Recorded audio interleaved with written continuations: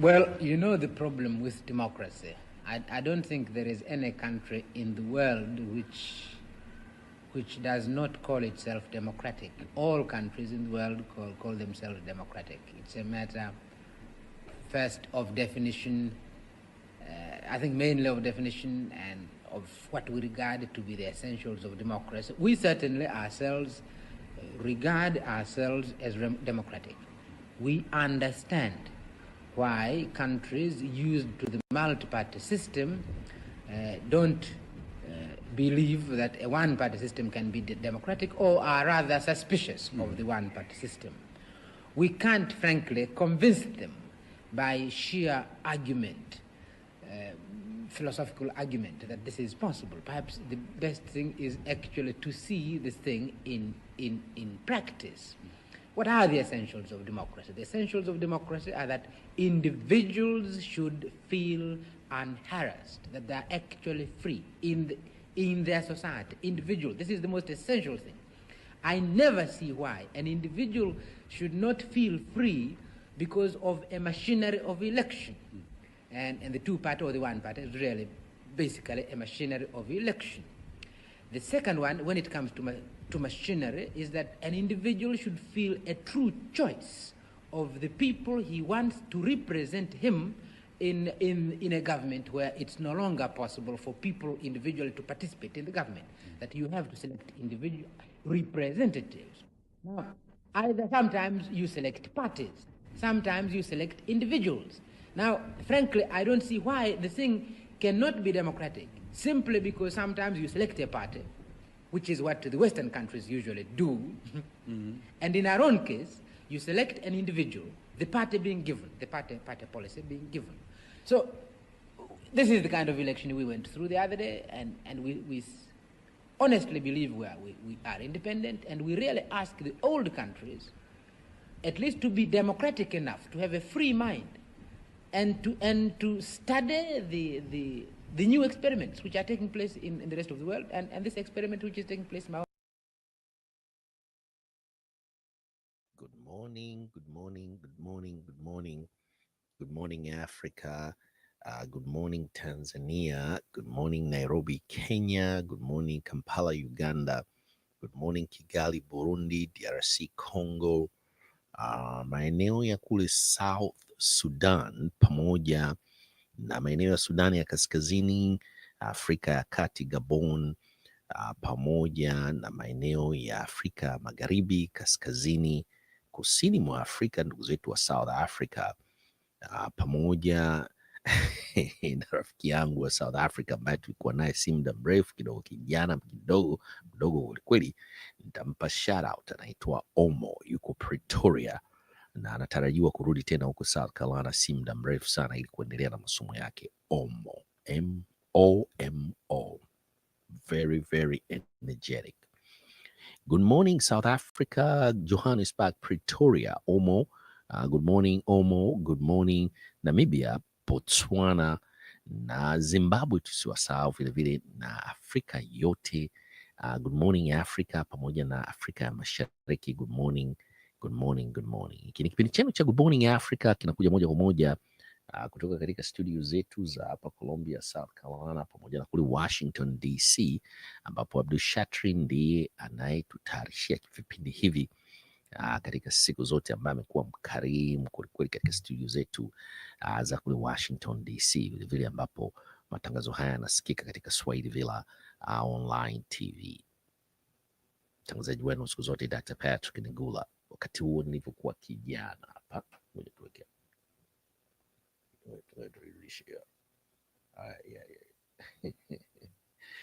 nilivyokuwa kijana nilipata bahati ya kuongea na wakili huyu wa kimataifa wa Tundu Lissu, huyu Robert Amsterdam.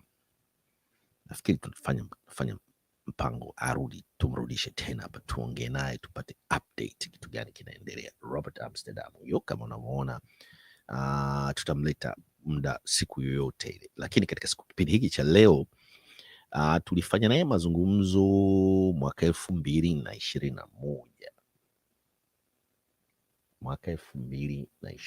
Robert Amsterdam. Nafikiri ilikuwa ni mwezi wa 8 kama sikosei hivi, Picha hiyo inaonekana nilikuwa niko kijana kwelikweli. Imagine miaka 4 iliyopita, kama inabidi kwenda tukanyoe kidogo, tuka get haircut ili turudi tena katika ile hali kama mwaka 2021 ambapo tulikuwa tukiongea na Robert Amsterdam. Robert Amsterdam tutamleta tena hapa kuzungumzia masuala haya ya democracy, lakini katika kipindi hiki cha leo Robert Amsterdam huyu tutajikumbushia yale ambayo yalikuwa yakitokea mwaka 2021 chini ya Rais Samia Suluhu Hassan na Chama cha Mapinduzi dhidi ya mwenyekiti wa Chama cha Demokrasia na Maendeleo Chadema, Mheshimiwa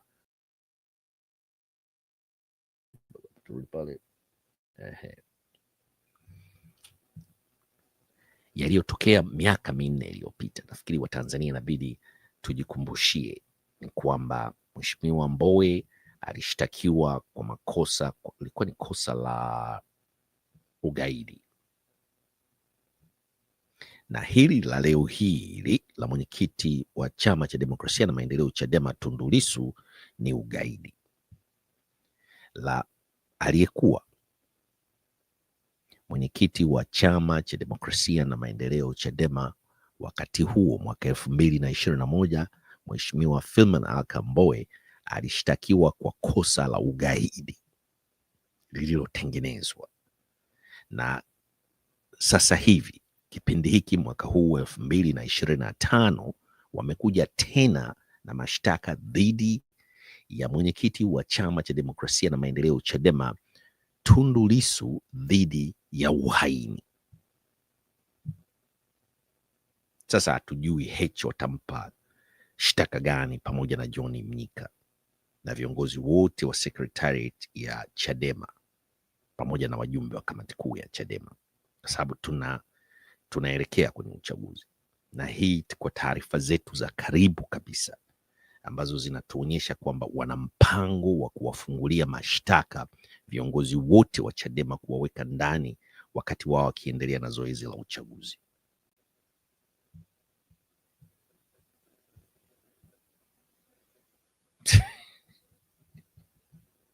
Sasa ni kama dakika 19 hivi, na mazungumzo haya tuliyofanya na Robert Amsterdam huyu yalikuwa kwenye lugha ya Kiingereza, na tutataka tumsikilize Robert Amsterdam huyu, na inaendana sambamba kabisa na kile kilichotokea miaka 4 iliyopita. Ilikuwa ni mwezi wa 8, nafikiri tarehe 21 hivi tulifanya naye mazungumzo. Sasa inakaribia kama miaka 4 kamili kabisa, ndio kwa maana tukasema lazima tuje tuicheze hii interview tena na Robert Amsterdam huyu, ili Watanzania msikilize na mtaweza kabisa kulinganisha na yaliyomtokea Mheshimiwa Mbowe ni hayo hayo yanamtokea Mheshimiwa Tundu Lissu. It's the same play, same book, but different person. Haya, tumsikilize Amsterdam, alafu nitakuja baada ya kumsikiliza Amsterdam tujikumbushie Amsterdam huyu katika lugha ya Kiingereza. Nimejitahidi kwelikweli, nimekwenda katika tuition ya Kiingereza ili niweze kuongea Kiingereza na mimi, ili aweze kunielewa. Kulikuwa hakuna mkalimani, kulikuwa hakuna, nirudi hapa tena ili muweze kuniona.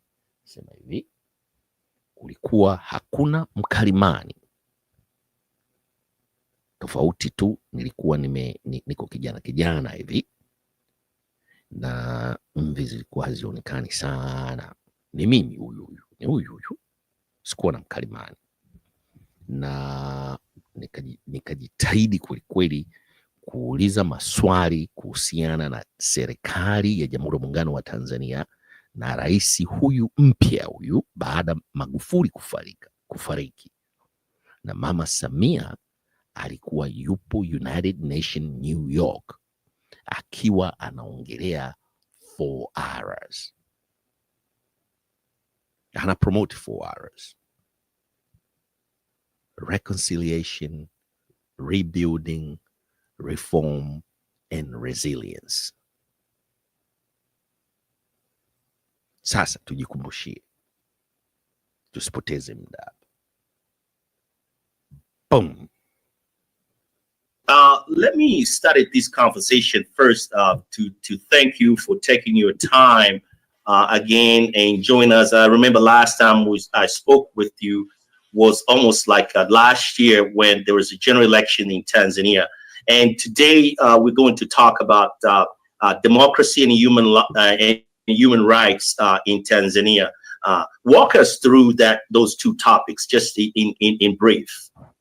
Well, look, it's very simple. Tanzania is a one-party state. CCM has basically got control of every lever of power in the country. And the opposition, I think very intelligently, given that the last election was completely outrageously stolen, has decided there has to be constitutional reform before there's another election. That is a predicate, because what we saw in the last election was a fraud. Magufuli did not, in fact, win, and Chadema did. And our people were subject to outrageous violence, box stuffing, attacks on people at the polls, attacks on the entire campaign that were consistent. As you know, we wrote many open letters, many letters directed to the Electoral Commission denouncing this farce. And, as far as I'm concerned, the recent abduction of Freeman Mbowe with absolutely bogus charges is just a continuation of the same nightmarish persecution of opposition by a party, CCM, which is no longer the most popular, and which is doing everything it can to maintain power at all costs. To some extent, a more limited extent, we've watched some of that in the United States with the Republican Party using every trick in the book to try to reduce Black and minority voting. Over 300 different pieces of legislation in this country discriminating against people of color. And in Tanzania, they've got it far better organized. They're far more violent. And, really what they've done in the case of Freeman Mbowe is essentially set up an African Gestapo, not that dissimilar from Museveni's Uganda, where they're just picking people off the streets. In this case, the chairman of the main opposition party, and holding him incommunicado for a week. And Tanzania was recently sanctioned by the UN for their use of non-bailable offenses. So it's a tragedy unfolding in Tanzania, and all of the reputation laundering that they're trying to do is not going to help them a great deal. So you have touched a very sensitive issues with respect to the Chadema chairman, who's in jail now and has been charged with the seriously charges as you have described. So my questions to you is, this is just a follow-up question. What do you think why Tanzanians has been given this free pass for so decades within the international community? Well, look, Tanzania has an important record of governance under its leader in independence. It had some very unique revolutionary governance practices, and it has always been seen as something of a safe harbor. And I think what's unfortunately happened is, as CCM has had to deal with its loss of legitimacy over the last number of elections, they've started to use the most harsh tactics. I mean, they almost killed Tundu Lissu. They shot him 16 times. It's by the grace of God he's still alive. And now they've abducted Freeman Mbowe and charged him with bogus charges that don't pass any smell test anywhere. And, our hope is that given the reputation laundering they're trying to do in the West, that they may find a way out of this this puzzle that they've set up with Mbowe, where they're pursuing bogus charges in a Russian or Soviet style way. And that is not going to inure to their benefit. I mean, they're trying desperately to get U.S. assistance. There's a lot of worries about the insurgency in Mozambique creeping into Tanzania. Some of the jihadists in Mozambique are Tanzanians. So they're going to try to look, smell, and walk as if they've got a democracy, even though those of us who are closer to the situation know that they are a morally bankrupt one-party state. And, the new leader is to some extent a victim of these charges, because these charges really were a contract order made by Magufuli before his death. This is Magufuli reaching out from the grave. And the question is whether the new leader is going to allow this to taint her years in power, or whether she's going to try to seek a way to avert this, because I think this case would be a disaster for the country.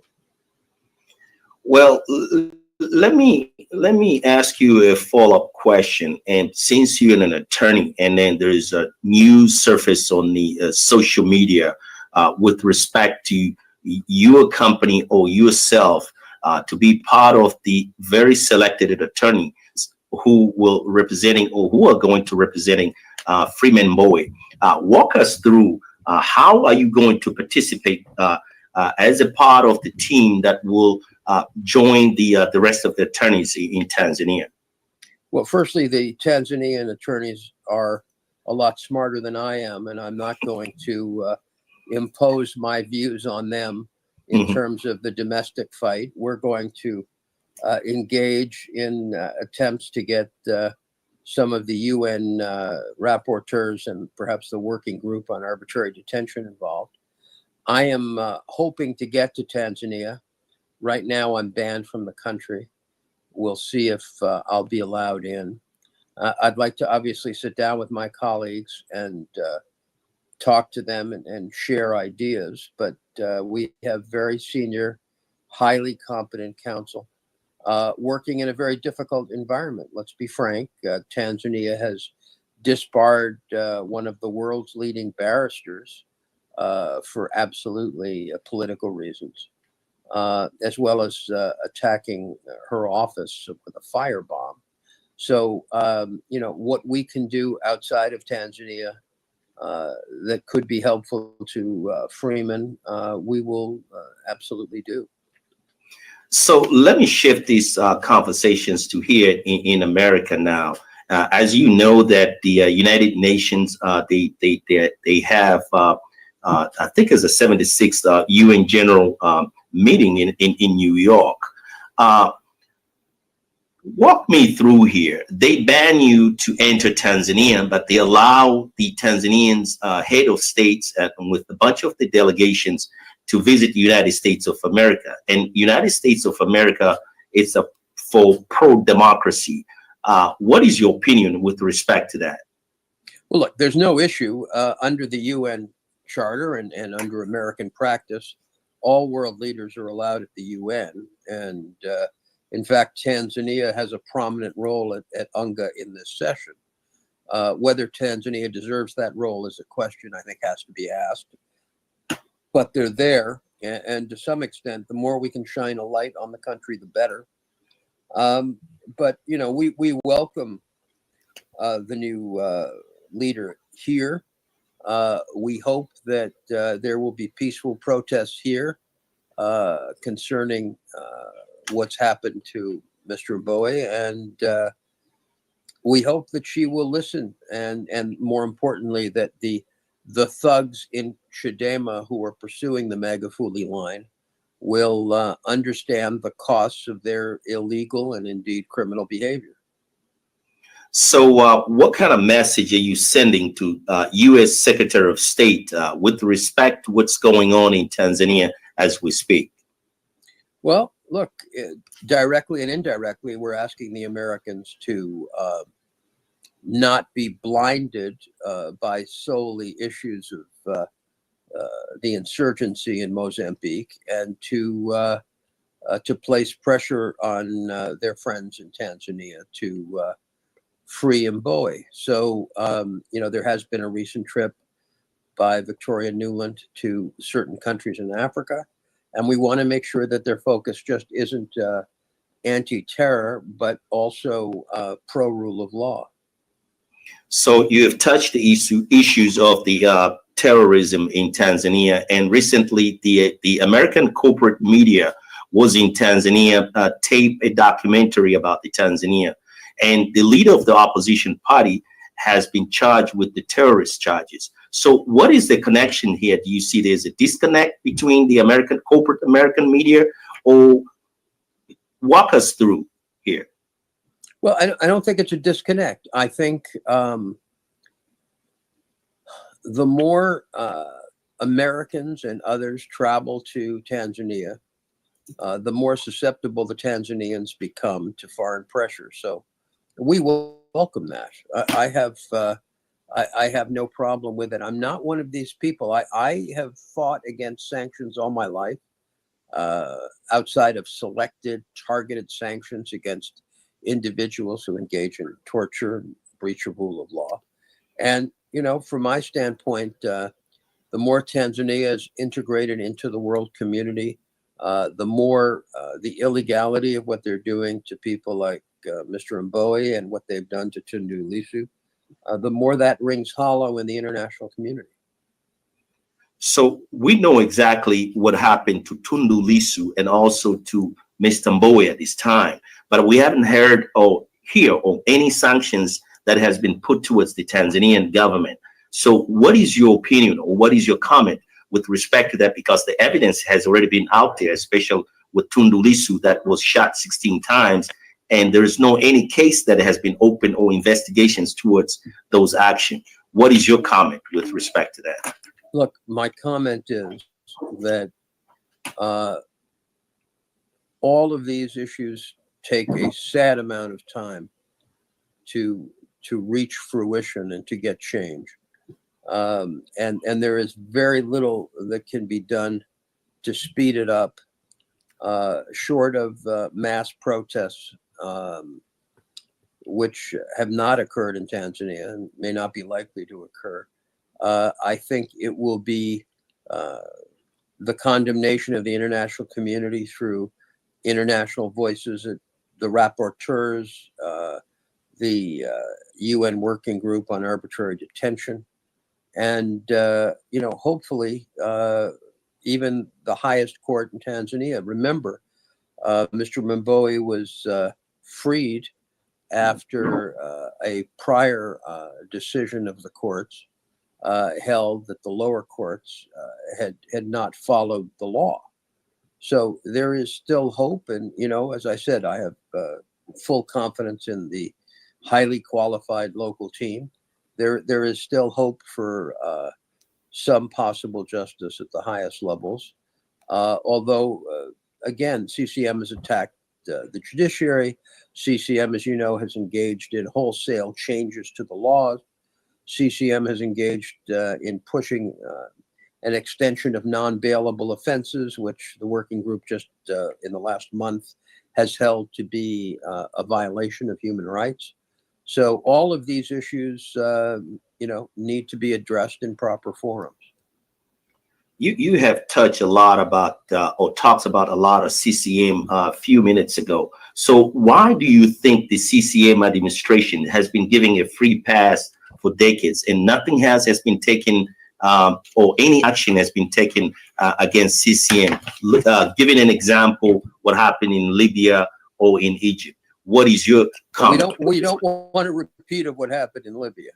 Mm-hmm. I think the issue, very frankly, is the United States and the West places stability in African countries above almost every other principle. And until there's mass demonstrations and until instability occurs, from an American perspective, they're willing to sell arms. They're willing to do whatever is necessary because they view Africa as a security zone. They would sooner fight terrorists in Mozambique or southern Tanzania than they would in the Bronx. So sadly, that security narrative has covered a lot of American focus in Africa, and our hope was that that would change under the present administration, but so far we haven't seen a lot to encourage us. Present administrations, pretty much they're here at the United Nations meeting, starting from the foreign minister or secretary of state of Tanzania. She's in Washington, she's in New York, and also the president of Tanzania. She's in New York too. So my question to you is: your office is think about making an appointment and have even a Zoom meeting with them to start the negotiations? We've requested that. Mm-hmm. We requested that last week. We haven't been honored with an invitation as of yet, and we'll see. But we certainly have requested it. And again, this is an administration in Tanzania that has just achieved a lot of visibility at UNGA, and freeing Mr. Mbowe is probably not number one on their list yet, and let's hope at some point it gets there. So what is your last word now with respect to the development of the geopolitical issues or concerns in Tanzania? Keep in mind that the Tanzanian president is here in the United States of America, accompanied by the delegation of his foreign minister. What is your last word with respect to that? Look, my feeling is that what's happened with respect to the opposition is outrageous. It demonstrates fear, not power. And, I see on the screen that you talk about Zambia. We'll get to that. Zambia is an example for the CCM to deal with caution. What happened in Zambia was young people in numbers no one ever anticipated took to the polls and demanded change. And we've been involved in Zambia for many, many years, having represented President Banda years ago. And I will tell you, no one expected the outcome.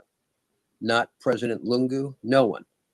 And, my hope is that we will see more of these surprises in Africa, and that the present CCM government will understand that long-term, by depriving the younger generation of hope and freedom, they will be the losers.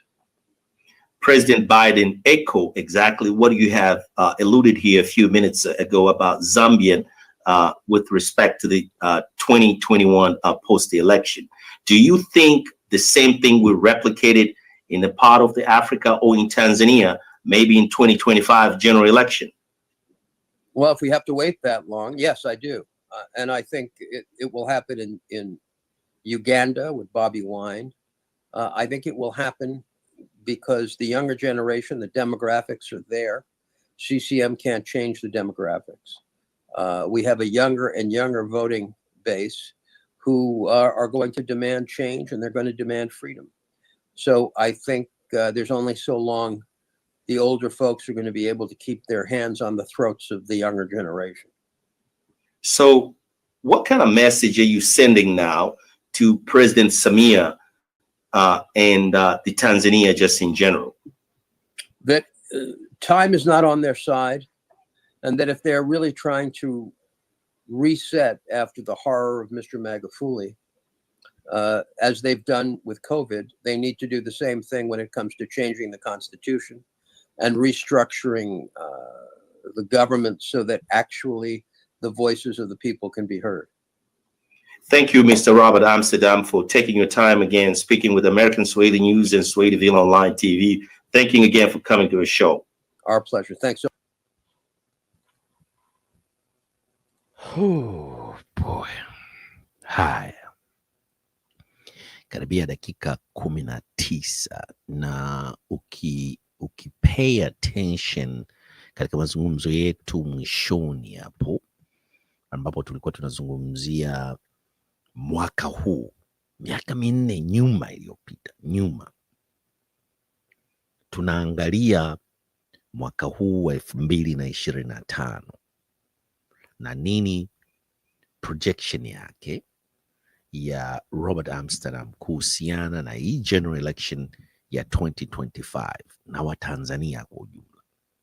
Amegusia vijana wako wengi na akatolea mfano wa Zambia. Ni kitu gani kilitokea? Sasa swali tujiulize Watanzania, hususan hawa vijana wa Tanzania, je, wako tayari kuleta mabadiliko mwaka huu wa 2025? Mahojiano haya tuliyafanya mwaka 2021 mwezi wa 8 tarehe 21 hivi kama sikosei. Sasa tujiulize Watanzania, hususan vijana, kwa sababu wamezungumzia wazee hawawezi. Kwanza CCM haina uwezo wote wa kucontrol demographic, kwa sababu vijana ni wengi kuliko watu wazima au wazee hapo katika nchi yetu ya Tanzania. Na akatolea huo mfano wa Zambia. Kilichotokea Zambia, vijana ni wengi kuliko watu wazima na wazee, na vijana ndio walijitokeza kwa wingi kwelikweli kwenda kupiga kura. Lakini katika swala la kupiga kura katika nchi yetu ya Tanzania, kuna sababu ambazo tunaweza tukasema kwamba chama hiki cha Demokrasia na Maendeleo, Chadema, ndio kwa maana kinasema no reform, no election.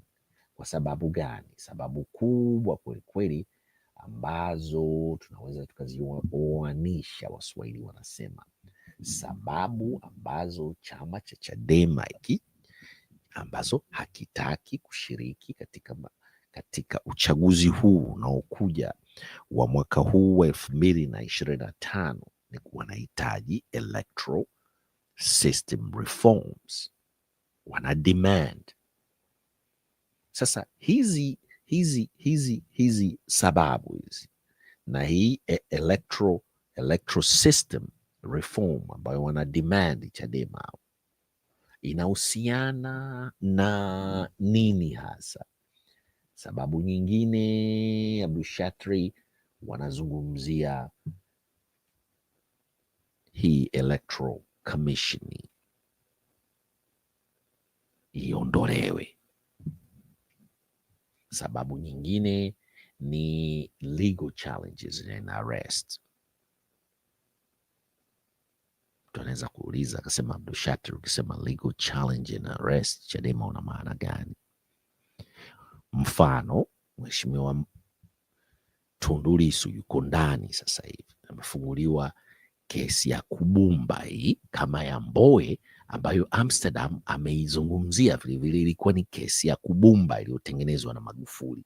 Samia naye amemtengenezea kesi Mheshimiwa Tundu Lissu vile vile, kama Amsterdam alivyozungumzia kesi ya Robert Amsterdam huyu ambaye tulimaliza kumweka hapa, kumsikiliza tena, kujikumbusha alichokiongea miaka 4 iliyopita dhidi ya Mheshimiwa Freeman Aikaboy. Na sasa hivi kuna hii Samia Suluhu Hassan amemfungulia kesi Mheshimiwa Tundu Lissu. Ndio maana tunasema legal challenges and arrest. Amani Golugwa huyu naibu katibu mkuu wa Chadema alizuiliwa na kukamatwa wakati Nyerere International Airport katika jiji la Dar es Salaam akielekea Brussels, nafikiri kwenye kuhudhuria vikao vyao vya uongozi na kichama. Na wengine wengi katika mlolongo, viongozi wa Chadema ambao walizuiliwa mipakani au zuiliwa airport. Hiyo nyingine vilevile ni sababu ya kuhitaji au kutokushiriki katika uchaguzi mkuu unaokuja wa mwaka huu. Abdushatri, sababu nyingine ni nini tena? Hebu tuende hapa tuiangalie, ambayo tumeiandika hapa. ni hii hapo, internal party debate dhidi ya wale G55 ambao wamehamia Chauma. Msuguano na migongano inayoendelea ndani ya chama cha demokrasia na maendeleo Chadema. Haya, mmemsikia Amsterdam miaka 4 iliyopita. Sasa Robert Amsterdam huyu wa miaka 4 iliyopita, hapa katika American Swahili News pamoja na Swahili Villa Online TV tunamleta tena mwaka huu wa 2025 aje atuambie na azungumze na Watanzania na watu duniani ni kitu gani sasa kinatakiwa kifanyike Tanzania, kwa sababu tulizungumza miaka 4 iliyopita wakati Samia Suluhu Hassan na Magufuli alivyokuwa rais wa Jamhuri ya Muungano wa Tanzania kabla hajafariki. Mambo ni yale yale. Uchaguzi wa mwaka 2020 ulivyofanyika, mambo ni yale yale. 2024, 2025 tunamleta tena Robert Amsterdam nao katika sakata hili la Tundu Lissu. Tulimleta wakati wa sakata la Mheshimiwa Freeman Aika Mbowe, tunamleta katika hili sakata la Tundu Lissu, na kwa sababu ni wakili wa kimataifa wa Tundu Lissu, tegeni masikio, tutawaambieni tarehe, muda na wakati Robert Amsterdam atakuja kuunguruma hapa.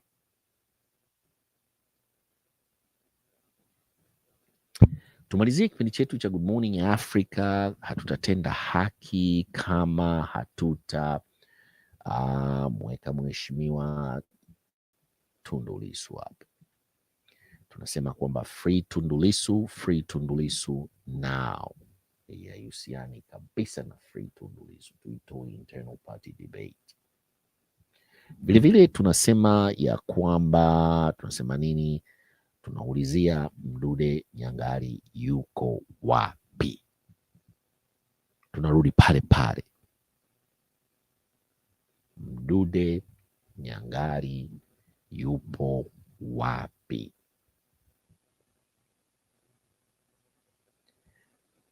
Vilevile tunakwenda, tunasema nini tena?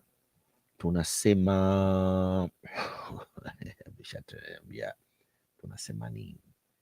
Tunauliza na tunapiga kelele, soka na wenzake wako wapi? Na jambo ambalo tumekuwa tukilizungumzia kwa muda mrefu kwelikweli ni dhidi ya ni nani hasa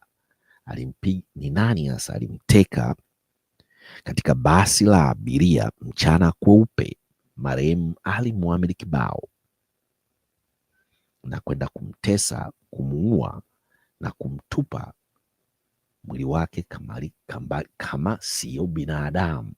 Ni nani huyo alifanya vitendo hivi? Tunamuuliza rais wetu mpendwa kama anavyoitwa Mama Samia Suluhu Hassan.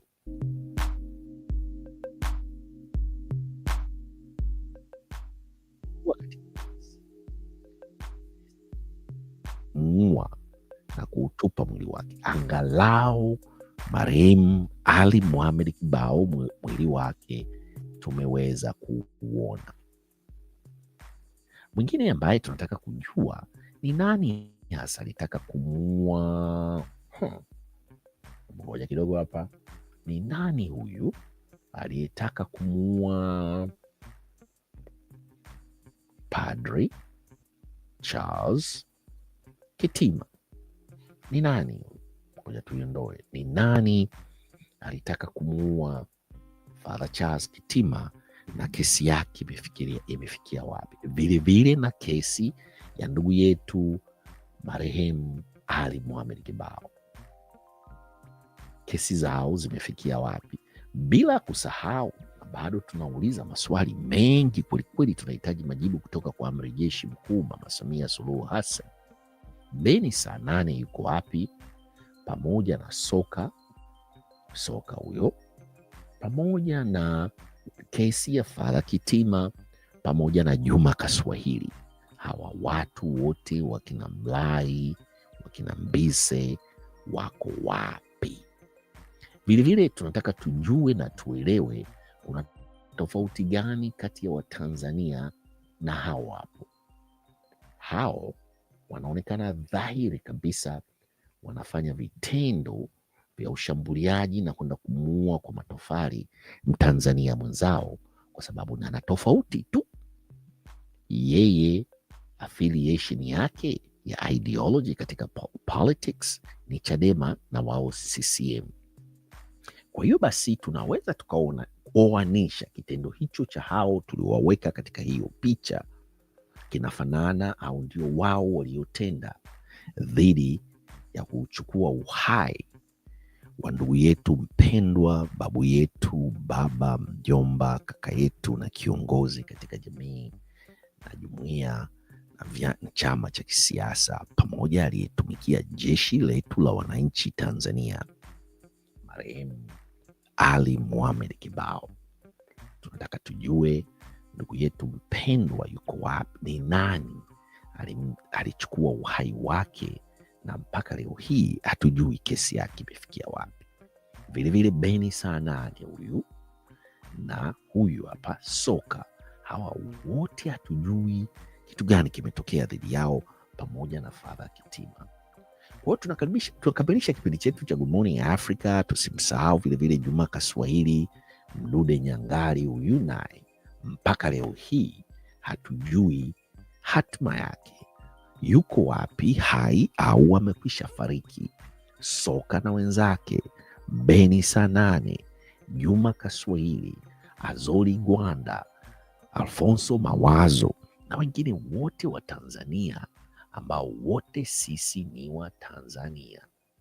Kwa hiyo basi tunamwomba Mama Samia Suluhu Hassan atuambie ni wakina nani hawa wanafanya hivi vitendo. Kwa hiyo kwa sababu anaomba kurudi tena madarakani miaka 5 kama wanavyodai wao wanatiki. Je, na sisi ambao tunapenda democracy, human rights and civil rights, tunaomba haki za hawa watu wote tuliwazungumzia katika kipindi chetu hiki cha leo cha Good Morning Africa, Good Morning East Africa, hatima yao watuambie, ni wazima au wamekwisha kufa. Mama Samia Suluhu Hassan, huu mzigo ni wa kwako. Unaomba tena miaka 5 kupitia Chama cha Mapinduzi. Chadema wao wamesema basi, wanakaa pembeni, lakini maombi yetu sisi wa Tanzania ambao tunapigania human rights and civil rights and democracy, tunaomba haki ya hawa wa Tanzania na hitma yake ijulikane. Ni nani aliyemuua marehemu Ali Mohamed Kibao? Ni nani aliyempiga risasi 16 Mheshimiwa Tundu Lissu? Ni nani aliyemjeruhi Father Charles Kitima? Ni nani huyu ambaye alikuja nyumbani kwake kwa Mdude Nyangali na kumchukua mbele ya mke wake na mtoto mdogo? Ni wakina nani hao? Ni wakina nani hao wamemchukua Juma Kaswahili au Jumanne Kaswahili? Ni wakina nani hawa wamemchukua Soka na wenzake watatu? Ni wakina nani hawa wamekuja wakilimchukua Beni saa 8? Ujumbe huu ni kwa Mama Samia Suluhu Hassan katika kipindi chetu cha Good Morning Africa katika siku hii ya Jumatatu, ambapo ndio Watanzania mnaamka. Tulikianza mapema kidogo katika siku hii ya leo kwa sababu ya majukumu mengine ambayo yanatukabili katika masaa yanayokuja. Tunamalizia kipindi chetu cha Good Morning Africa, Good Morning East Africa. Tunaombeni tena muendelee kushare, kusubscribe na kusambaza ujumbe huu. Free Tundu Lissu, free Tundu Lissu, free Tundu Lissu now, democracy now in Tanzania. One love, tupendane, peace.